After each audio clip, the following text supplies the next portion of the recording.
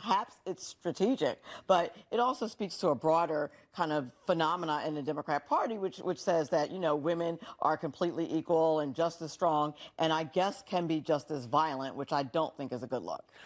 There has been some criticism, Jonna, of again, tragically shot Nicole Good, who said she had just dropped, apparently, her 6-year-old off at school, but then she went on to what could have become, and did, a violent protest. And people saying, well, is that safe of her? Is that smart of her as a mother? And, you know, everybody has their right to peacefully protest, and I don't want to judge anyone's parenting skills, especially as not a parent, but you have to ask about that, especially if you're part of a group who goes to these protests regularly.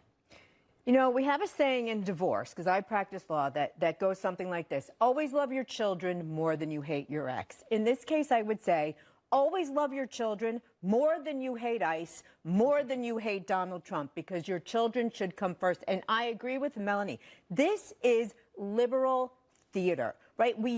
They're using women strategically because we think that women and children are protected, and that a big strapping ICE agent with a gun isn't going to go after a woman who's going after him. Well, that's bull, especially since we know that they are doing this, being antagonists on purpose, to the detriment of their own families. And I just have to say this: when you look up Nicole Good, you get things like flowery things. Mother of 3, loved poetry, loved to sing. Well, how many children did the ICE agent have that she almost ran over? The ICE agent that she could have killed. What about his family? What about his parents? We haven't heard a thing about that. And they do it on purpose for that reason. That's why they're putting women in this position. It's shameful for the Democratic Party. It's shameful for women, if you ask me. Jonna, I was going to say, just jump in. I'm so glad that you brought that up.